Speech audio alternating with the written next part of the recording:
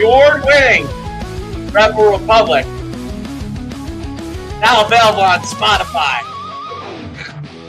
YouTube. Conservative minds debate the future. From Jack to border wall, strategies clash like a political rally. Frustration brews in the chambers. As always, meet new challenges. Dissenting voices rise up, seeking unity, but finding divides. We stand strong, we stand tall. In this party, our spirit will not fall. The path is rocky along. We march forward with hearts full of song. Policies debated, votes cast. In the shadows, some doubts are fast. Yet the fire of conviction burns bright, fueling hope, making the dark night light. Frustration brews in the chambers, as old ways meet new challenges. Dissenting voices rise up, seeking unity, but find it divides. We stand strong, we stand tall. In this party, our spirit will not fall. The path is rocky and long. We march forward with hearts full of song.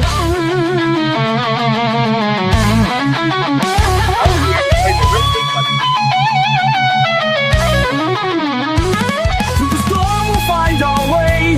With every step, we'll stay in the fray. All right. Yes, the new Rebel Republic song has 2.9 million downloads on Spotify or YouTube. YouTube. Wow. Boy, I don't know if there's anything Coach Schumann is not capable of doing. I mean, he's a music producer, he's a software engineer, he's a podcast host. He runs his own business. He does showcases. I mean, we're gonna have you come to Frank's and see if you can make pizza. That would be cool. I'd love to. That would be the last thing on the list to make pizza to see if you could do. So this is Rebel Republic. You're either with us or you're against us. Just remember that. I am your host, Steve Cully, the best podcast host in the universe.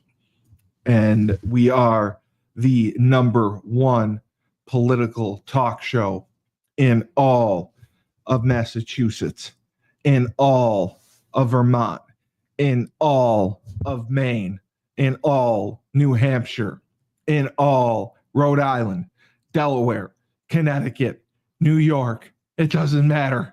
Everywhere in the East, we dominate because we tell it like it is, and we don't sugarcoat it for you. We tell you the truth. This isn't biased perspective news. This is reality. Yeah. And that's why I have Coach Schumann, who's just saying yes to greatness, because we are spreading the message and we are changing people's opinions one at a time. It doesn't matter. If one person comes out of this show with a changed viewpoint, then God damn it, we have done our jobs. So we would like to start, which is a very big deal right now. And, you know, Pam Bondi is coming off having quite a bit of egg on her face from the Epstein situation. But now Pam Bondi and the DOJ are opening a grand jury investigation into how the Obama administration officials handled intelligence about Russian interference in the 2016 election. And this has been disputed. This has been talked about. This has been debated for years, but there has never been a true investigation about it. So the grand jury probe marks another escalation of the Trump's administration, their focus on allegations of wrongdoings by Obama officials, including the former president. So I think that's massive news. Director of National Intelligence, we love her, Tulsi Gabbard, has in recent weeks declassified various documents connected to Russia's election interference, claiming it showed, now this is huge, quote, treasonous conspiracy, end quote, by Obama administration officials.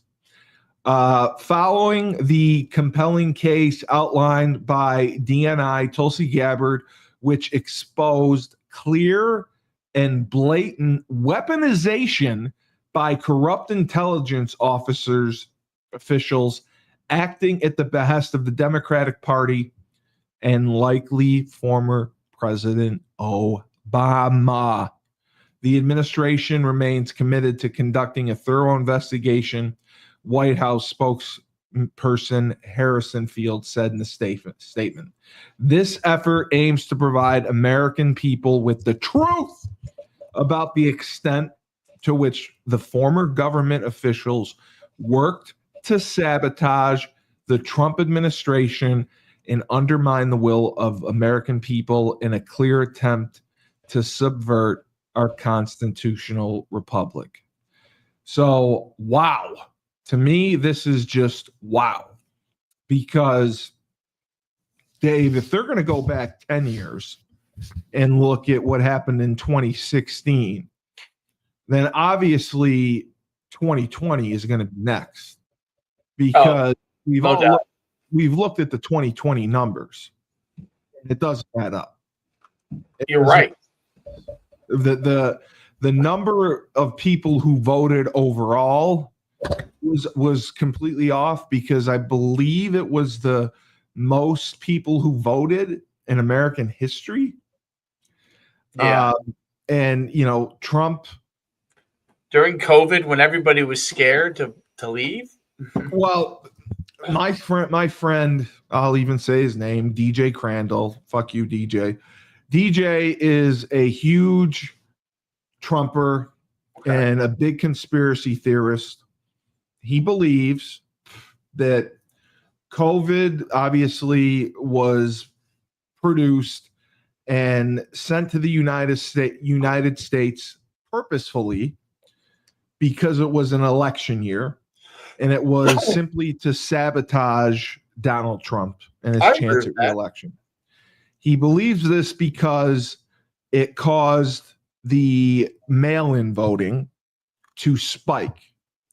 And the mail-in voting was easier to control for the Democrats than normal voting at the booth. Now, the mail-in ballots or absentee ballots have always been part of our election system, but it wasn't used to the extent it was in 2020. So DJ made me watch the documentary. I can't remember the name of it. It was like 21 ballots or something, and it was showing in Georgia on film these men and women who were driving by mailboxes and stuffing them full of ballots at 2:00 in the morning, like 10 at a time. So that's what gave me pause to think, is this really happening? I mean, could this really be possible? And then DJ also pointed out the people who were counting the ballots are mostly like senior citizens, older people who, you know, aren't the sharpest tacks out there. Right. They're in charge of counting them. And that's why he firmly believed, like to this day, he had told me he firmly believed that the 2020 election would be overturned. He believed that Trump would come into power after a year, possibly two, finish out that term, and then be eligible to run again. And obviously that didn't happen. Rudy Giuliani, filed lawsuits in every state imaginable, and it just didn't work out. But you got to consider the numbers from the 2020 election were just so skewed. 2016, I had heard about Russian collusion. Right. I didn't know that it was to this extent. Do you know exactly what they're alleging that the Russians did in 2016 to help Hillary? I'll read what Trump.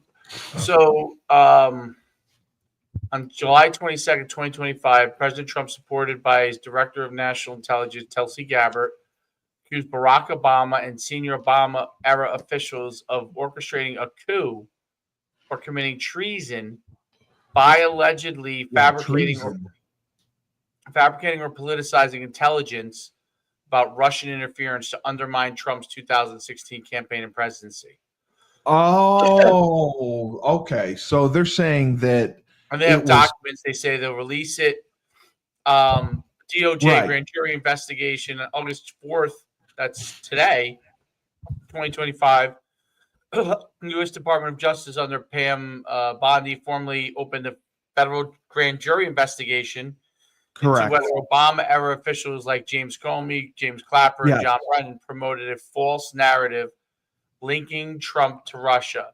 The probe originates from a criminal referral made by Tulsi Gabbard alleging intelligence manipulation and political bias. I remember that so many people said that Trump won the 2016 election because of Russian collusion. I do remember. I remember that clearly, and it was BS. But I also remember what got pushed to the back burner, I believe, was Hillary Clinton and the email scandal that she had was. Right. That was a big scandal too. Right. That was huge, but that never got investigated either. They said that, her emails. She destroyed the server or something. Yes. So they weren't able to get them. But this is, I give Trump credit because he is taking prisoners. Anyone that has wronged him, anyone that has gone against him illegally, he's not letting it go. No. I mean, this is 10 years ago. He has not moved on from it. And, it goes back to the issue with Biden staying in the election and Obama trying to control who was going to replace him, which obviously did not happen. And Frank stated many times that Obama did not want Kamala Harris running, and she did, because that was Biden's last act, was to get her in. And, I watched two things over the weekend. I was at Maria's, and Maria Conlon, love you. I know you're coming back from D's. Diana had her documentary tonight that we watched. Oh, you watched it? How was that? Yeah, it was good. It was good. Good. What channel is it on? No. It was a premiere in New York City. Oh, yeah. Did you go to that? Yeah. Oh. Yeah. And now you're home? Yeah. Yeah. Well, not that far away. That's pretty cool. How was it? It was amazing. They only show. I think they just showed the one episode, but I told her mine's going to be better, so doesn't matter. Did you tell Diana that? Of course I did. Of course you did. Well, hers is going to be released on Amazon Prime. Okay. Thursday. So. Oh, cool. It's good for her. and she deserves it. I mean, there's nobody like her. But anyway, Yeah, she was a great player. well, I mean, the 6 Olympic gold medals, the national championships. I She mean, has 6 Olympic gold medals. yeah, yep. She's got 2 kids now and a wife, and it was a smaller group. It was only like 100 people, but it was something. But anyway, when I was at Maria's, I can't remember the name. It was a smaller theater. It was only like 80 to 100 people. Okay. That came. Like none of the coaches were able to come. Like Gino, CD, Chris Daly, Morgan Valley, like because this was their only time off. Some of the former players came from UConn. Sue wasn't there. I didn't see, but Maria is one of her close friends, right? And I was close friends with her. You were close friends with. I was good friends with her. Yeah, Diana. Yeah. So cool. I looked over the weekend. I love Microdots.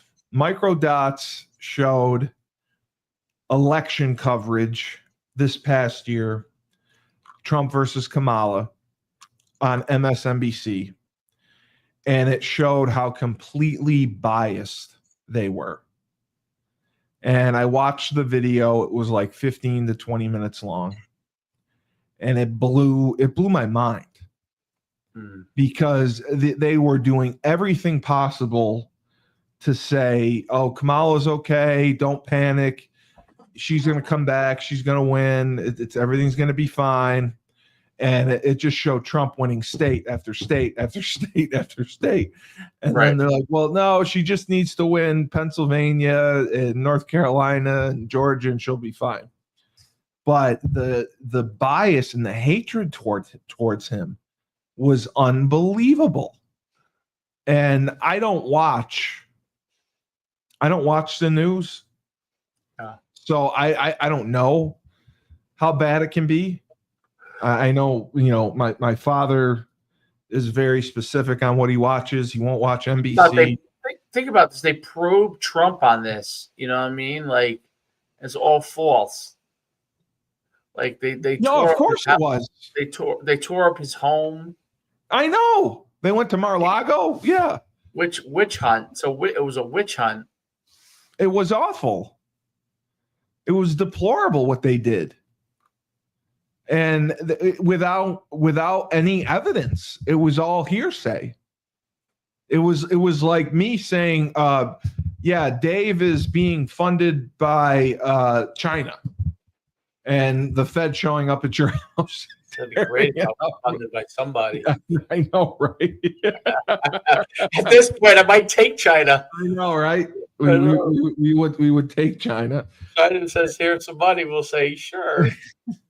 But yeah, it'd be like it was all hearsay. There was no like actual proof of anything. Right. And they went after him. And Biden coordinated it. And nothing was proven. All it was mainly because Trump got along with Putin. Right? Right. Because nobody else got along with Putin. I think that was part of it. And once they knew that he did, or at the time he did, it allowed them to have a window of, the window to jump through to say, the Russians are paying him or whatever. Yeah, but I don't understand. And this is, talk to me like I'm a 3-year-old. How would Russia interfere or manipulate our election? I think they're saying they were trying to say that it was like social media, or was it financial? Media, Facebook, yeah, that whole kind of jazz type of. So deal. They were trying to control it with posts on social media. I guess pro Trump. I guess that to me just sounds like ridiculous. So they got 1 million Russian people to tweet and go on Instagram and Facebook and make pro-Trump posts. And that was going to manipulate the election. Yeah, that was ridiculous. The bottom line is, if I recall, 2016, Hillary was expected to walk through the election. Like, it was supposed to be a landslide. Was it not? Right. And Like, she was got expected to dominate. Yes. Yep. And I remember seeing blue-haired people crying in the streets when she lost. Right. And it was legitimate. And I'm glad that they're doing this to go back and find out the truth, because obviously the Democrats found a way to manipulate it, because whatever they did in 2016 didn't work. Right. But they got it right in 2020, because the numbers were unbelievable. I believe it was the largest voter turnout in the history of the United States. Right. So it never made sense. So I think they got it right in 2020, and then 2026, because the early voting and the mail-in ballots weren't as prevalent as it was in 2020, Trump won. And I honestly believe in 2020, Trump would have won as well. If I've asked this as well, if COVID never happened, Trump would have won. Right? I mean, that's really what derailed him. COVID never happened. Trump, you're 100% right. It would have been a landslide. I agree with you. Yeah, because COVID was what really derailed him. So this is also what I found interesting. Pocahontas, Elizabeth Warren. Yes, I saw this. Of Massachusetts. She praised Democratic Socialist Mamdani. Yes. As he runs for the mayor in the nation's most populous city, as a model for the Democratic Party. So this just blew me away. So she thinks that this guy, his plan, his focus should be a model for the Democratic Party. She teamed up at a campaign event at Union headquarters on Monday with Democratic Party's the mayoral nominee Mamdani. If Mamdani is what the future of what the party should look like, and Warren answered, "You bet." Yes, the Democratic Party needs to stand up and be clear. We are the party that fights for affordability for working families. That means child care. That means housing. It means health care. It means making this country work better for the working people who make this country work. Yeah.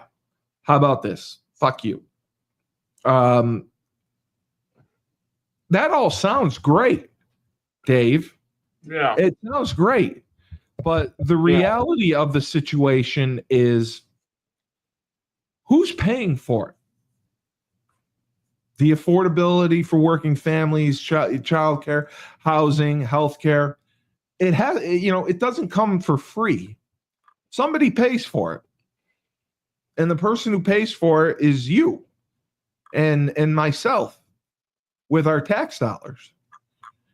So we're funding people who can't afford to live, instead of the people who can't afford to live going out and actually having some ambition and trying to get better jobs, trying to get enough money to afford childcare, or work for businesses that provide child care. Right. Housing is, we did our real estate show with Laban Marsh. We had Razul Wallace and Ned Von Young on. And, they're saying that the housing market in Connecticut right now is phenomenal. And Laban said that overall, it is turning back into more of a buyer's market, which is good. And Laban had stated, which, he was even surprised by, he was checking their business, Marsh & Marsh Real Estate. They haven't purchased a property since 2016. Their real estate, they primarily sell, but they also have they have a rental property. Right. And they do rental properties for other people. They'll manage it for them. So and Laban said that. Laban's like, I was shocked that we haven't purchased any new property. But he said that's because of how the market has been. And he said, now that the market is turning around, we're going to purchase property. And Razul said the same thing. Razul is hoping to purchase a commercial property and turn it into a business. Ned Von Young is in North Carolina, and the market down there is very, very good. And he's also looking to purchase a commercial property. And they're all saying that everything that Trump has put into place it's working. It's taking time. It's not going to happen overnight, but it's working. So this Mamdani guy, 33 years old, Ugandan-born state lawmaker from the New York City borough of Queens, and he shocked the political world in June, coming from behind to top Cuomo and 9 other candidates to capture the Democratic Party mayoral nomination. And New York City's blue. So, and he also has the backing of our favorite AOC. So my question is, now Mamdani was very smart in his campaign. He uses social media platforms like TikTok massively. TikTok really helped him because it's free publicity. And he's the one who's proposing eliminating fares to ride New York City's buses. He's the one that wants a tuition-free city University of New York. He wants rent freezes on municipal housing and to offer free childcare. And again, I say this to you, and obviously the government run free grocery stores. I ask you again, if you're a politician, if I wanted to run for whatever, can I just say all this, whatever I want, and people be like, oh yeah, that sounds awesome. I'm going to be like, you know what? We're going to be like Florida. No more income taxes. Done. You elect me, no income taxes. You elect me, housing, we're going to limit housing. Nothing is going to be over $1,200 a month. You elect me, everyone gets free steak on Friday. Can I say that? Yeah, of course. I can say whatever I want. Yep. But the problem becomes, if I'm asking, whenever Mamdani's asked how he's going to do it, he word salads people. He talks in circles. Right. Because I don't think he even knows how he's going to do all this. And I am new to all of this political stuff.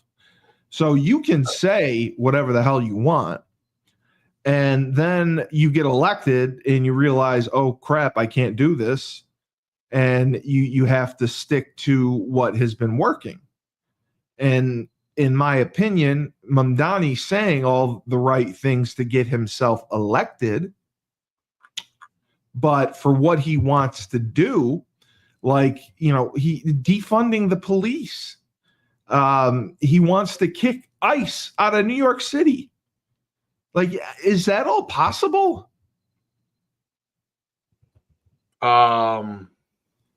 I don't think you can do that. Can you? I don't think I don't think you. ICE, you're banned from New York City.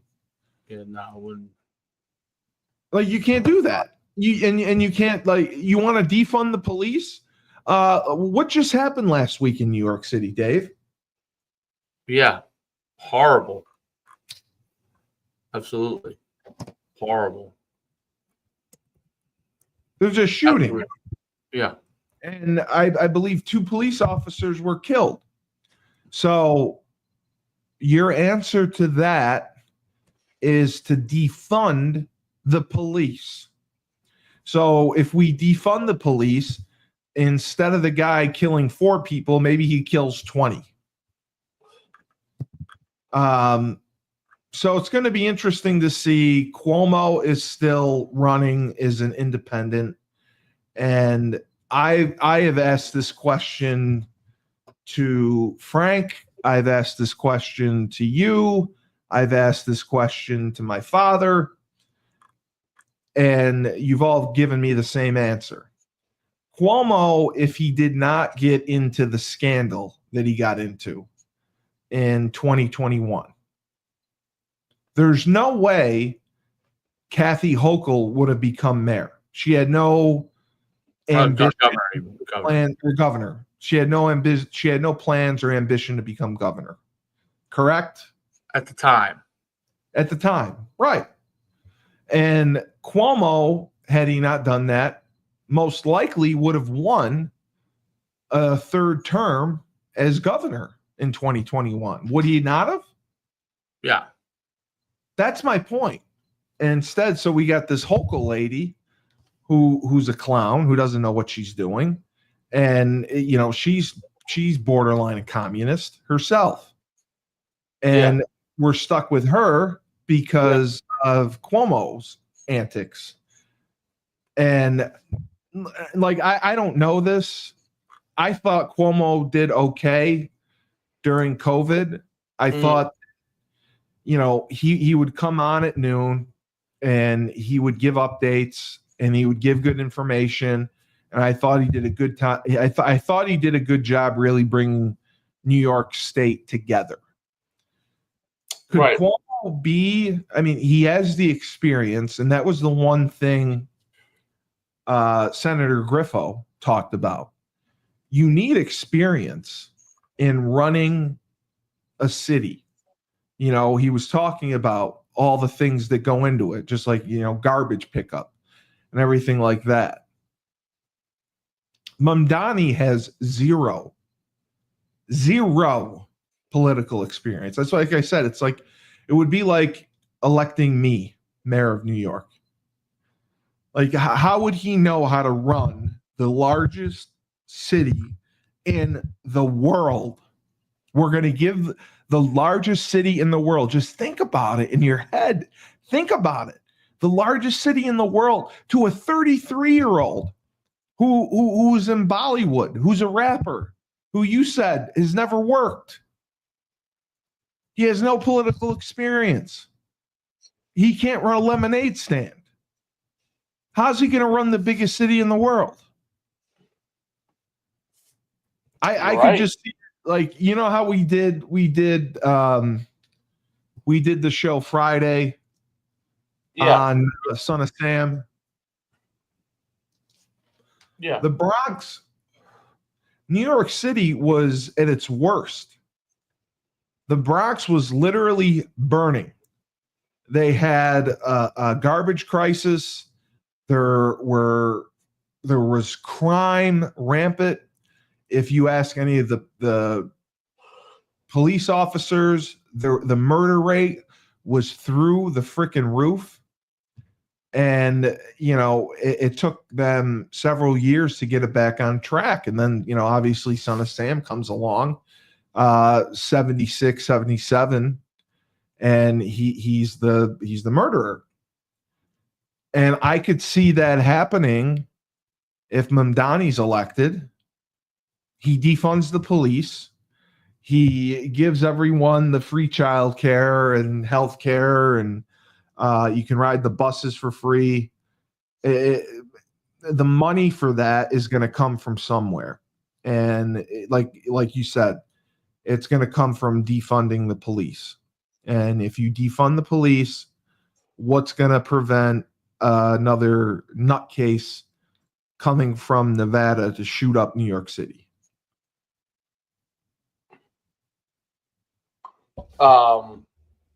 Well, I think if Mamdani gets in, New York City is back to the 1970s.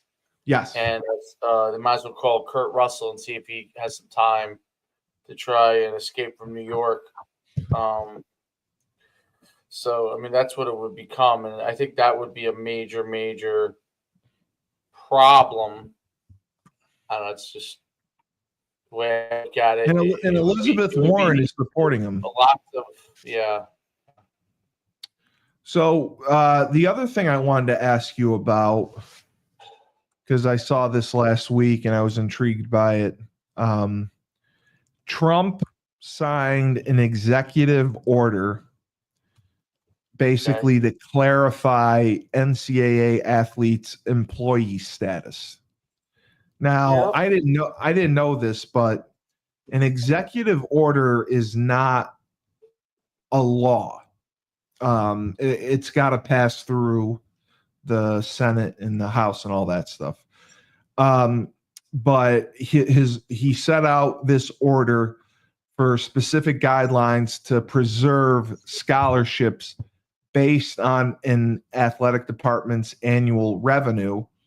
And it declares, this is what's interesting, schools should not permit athletes to accept third-party pay-for-play payments.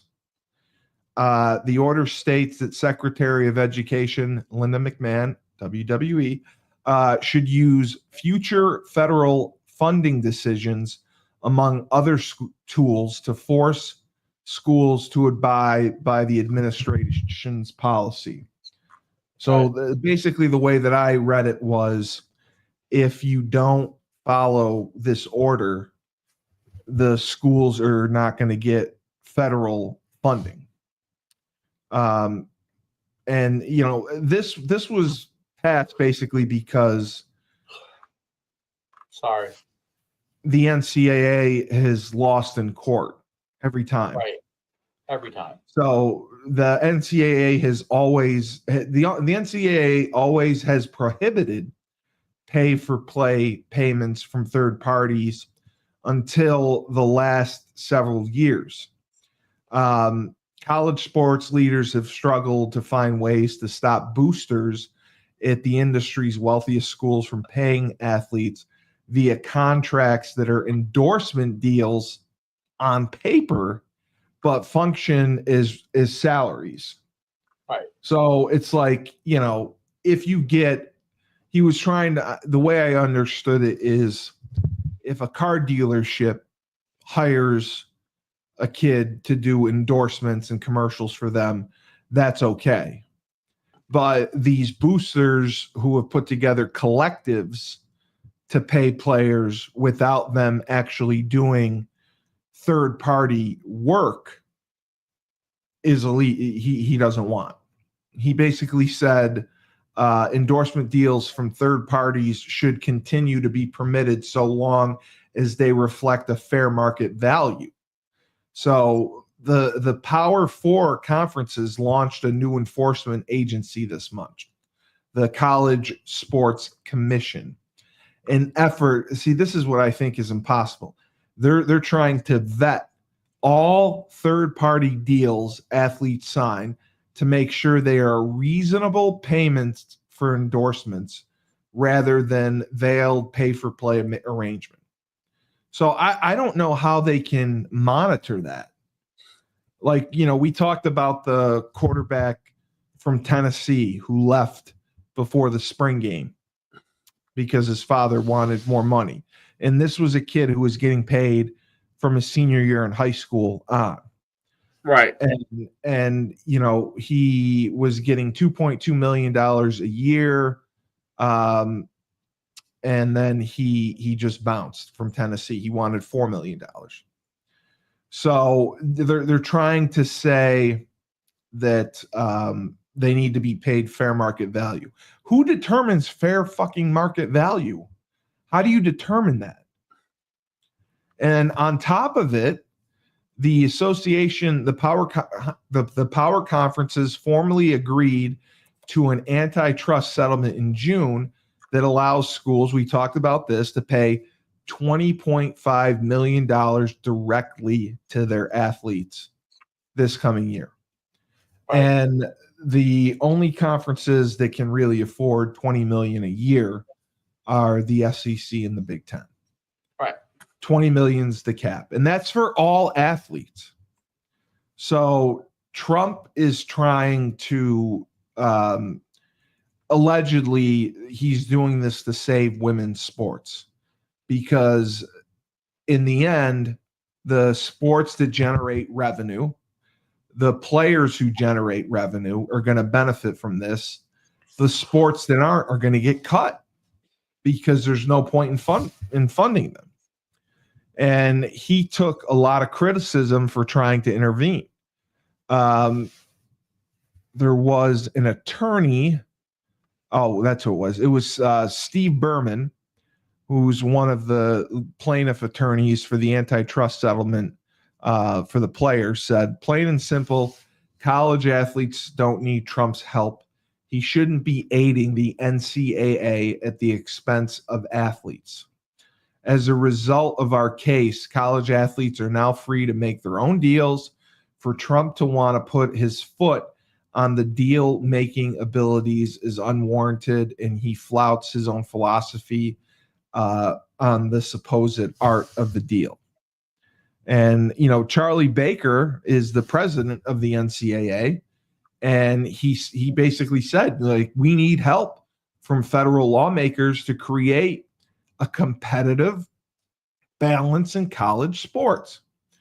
Right. And they've asked Congress to provide them with an antitrust exemption so they can enforce rules, many which would limit an athlete's earning power. So that's my question to you. Do you believe that the NCAA should put a cap or a system in on how much athletes can earn and when? And the other thing we talked about is athletes pulling out, sitting out, bowl games, end of the year games that don't matter because they don't want to get hurt and jeopardize their professional status. I'm opting out of this bowl game. I'm opting out of this game. So he's trying to prevent that as well. But my question is to you, is there really a way to control it?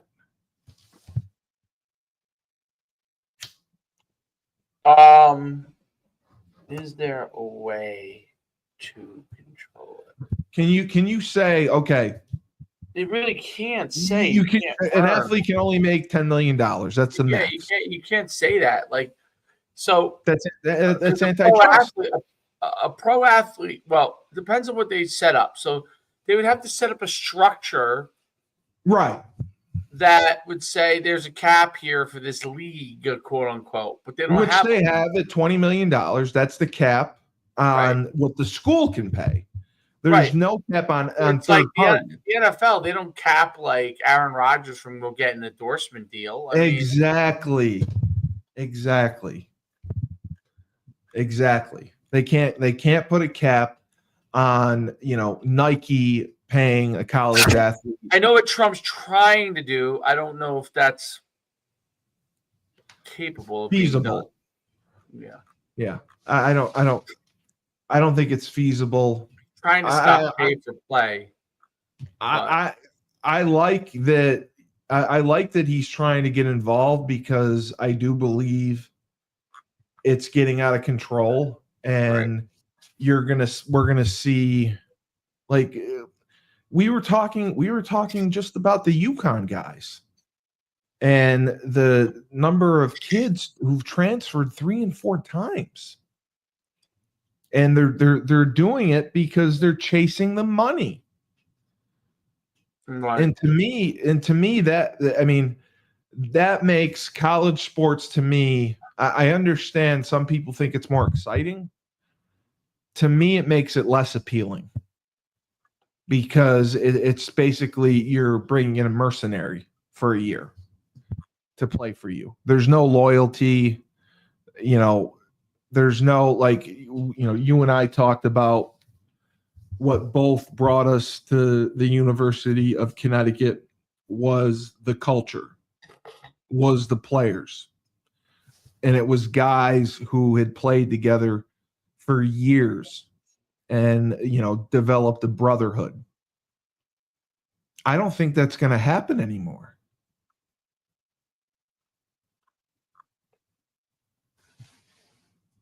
I don't think so. I don't know. I mean, I you're gonna have to declare them employees, and I don't know. I agree. They're going to have to be employees. They're going to have a players union like the NFL does, of the Players Association. And, I think it's good that they capped how much the school could pay.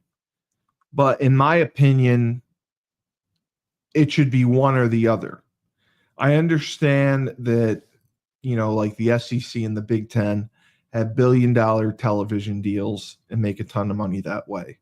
So It makes sense for them to pay their players.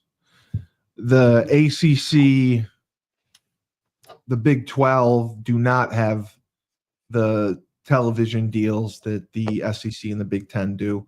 They're not going to be able to afford that. But I think it should be one or the other. Either let them get the third-party deals, and if you want to cap that at $20 million, fine. Or get paid by the schools, cap that at $20 million. I don't. When you include both, like I said to you, you now have literally what the NFL salary cap was in the early times. I mean, you're getting $20 million here.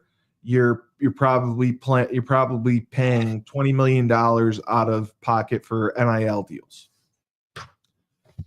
So that's what I struggle with. Right. But I do give him credit for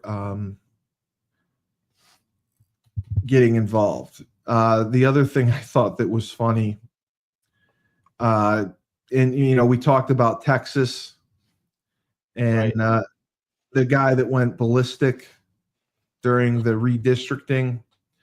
Governor Abbott orders the arrest of AWOL Texas House Dems after warrant issued by House Speaker. Abbott earlier said that state Democrats taking steps to stall Republican redistricting efforts could be liable for felonies. So they had a deadline that has come and gone.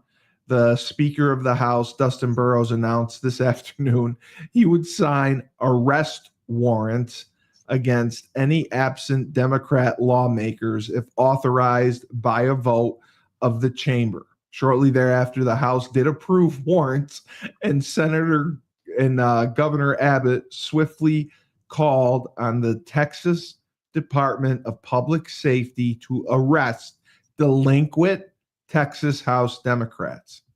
This is unprecedented, Dave. The Texas governor is going to be arresting the Democratic lawmakers who are stalling on the redistricting vote. Because the GOP is trying to redraw the state congressional map. What do you think about this? I think it's funny. I do think it's funny too. I mean, I think it's hilarious that he's going. Democrats are shockingly they're a mess right now. A mess. Like they can't get out of their own way. They're stepping on their dick. Yeah, they're crazy. I mean, there's no concise leadership in the party. It seems to have splintered off into like 5 different directions. And this just shows it right here. Like they're not coming to vote for the redistricting because they don't like it. So we're not going to show up and vote. So the Governor Abbott actually had to go through and he actually had to sign arrest warrants for these people to come in and vote. So I think that's huge. And they are trying to get the absent members back to vote. Otherwise, they will be arrested. So I believe tomorrow, they had the deadline today. It came and it passed. If they don't return to vote, they are going to be arrested. And, Governor Abbott also said, like, these people are abandoning their duties. They're legislators and they're committing felonies. And many absentee Democrats are soliciting funds to evade the fines they will incur under House rules. So the Democrats are trying to raise money to pay off the fines that they're going to be given for doing this. So basically, Abbott said he considers it bribery. If any lawmaker took money to perform or refuse to perform an act in the legislature, it's bribery and they will be charged. So I give him, you know what? I give them credit for that. So that's a big deal. And I think the investigation into the 2016 election is huge. Yeah, I think that's the biggest thing. I mean, I think that's I mean, if that's all true, that conspiracy is like Watergate. It's worse than Watergate. So it's the worst thing ever. And then I think that but I also think that it'll lead to 2020. Imagine when they get into that and see what happened there with the ballot harvesting. Oh. That's why they were so desperate to not have Trump. Well, the bottom line is, I've talked to friends who are on the liberal side, and I've talked to friends on the other side. People seem they're happy with the way things are going. Rasul runs a business. He runs a nonprofit. He owns real estate. Laban owns real estate. Ned Von Young owns a business, and they're happy with the way things are going. So I think what Trump is doing is making sense. It's just people don't like him personally. So we'll have to see what happens as this investigation progresses. But I think it shows you, like you said, the Democratic Party is completely splintered. They have gone so far to the left. I mean, it's borderline communism. Yeah. And if this Mamdani is elected, God help us, in New York City, the Bronx will be burning again. The Bronx will be burning. Can you So believe it? I can't believe that it's going to come to that. It's really scary. But that's what we're dealing with. So Nuts. It's nuts. It's so yeah, so when you develop some more music, your music production company is taking off. And we'll see if it's worthwhile. we got to have Joe D message me. Joe D wants to come on Husky Huddle. Oh, he's ready. He's ready to come back. He's ready. No, not every week. We'll have him on once. We'll see how he is. He gets mad. But he's got a lot. He's mad at me. Dave, everyone's mad at me. What am I going to do? No one's mad at you. Hopefully next week Frank will be back from Italy too, so we'll have the voice of reason to contend with all this. Oh, Frank. Yep. Frank's in Italy, absolutely miserable. He can't wait to get back. He just wants to go to his pizzeria and make his cannolis and pizza. That's all he wants to do. Oh, well. You know, it's understandable. All right. Well, It's understandable. What do you what do you think?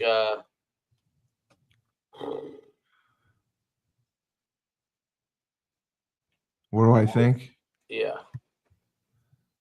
I think we're good to go. I think we covered a lot of ground. I think that I'm terrified if Mamdani gets into power.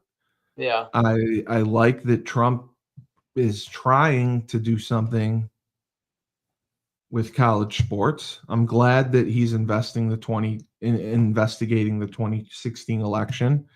I hope that he investigates the 2020 election. I hope that Mamdani looks long and hard at what happened at the shooting last week before he decides to defund the police. And I think we're on the right track. I mean, people seem happy. I mean, inflation is slowly going down. Gas prices are slowly going down. We're deporting more immigrants, illegals. Yeah, Everything's going in the right direction. I just think the Democrats are cuckoo, like you say, cuckoo for Cocoa Puffs. Cuckoo, Cocoa Puffs. That's it right there. Yeah.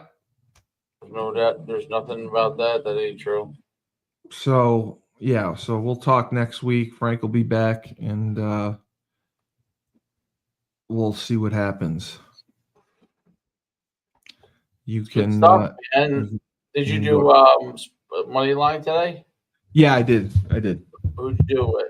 I just did it myself. Oh. I didn't have anyone to do it with. I did it myself, and then I got to see if Shane's available tomorrow for the other one. And then we'll be good to go.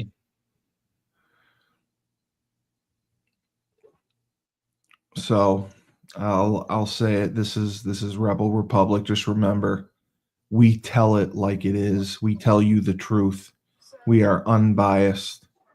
We want this country to be the greatest country in the world, as it is supposed to be and has been forever and ever. And we all would love free healthcare and buses and grocery stores and rent freezes and all this stuff. But in the reality is somebody has to pay for it. That's why I said I might as well run for Congress. I can say whatever I want, apparently. and nobody's going to ask me how I'm going to do it. I'm going to say, oh, yeah, everyone gets free housing. Yay! You're elected. Crazy. So Maybe you should be elected. I know I could get elected. So this is the greatest political talk show around. Just remember that. Of course Coach it is. Schumann, he's saying yes to greatness. Try. Steve Cully, best podcast host in the universe. In the universe. Just remember, when life gives you lemons, don't make lemonade. Take 2 oranges, throw them right back at Mum Donnie.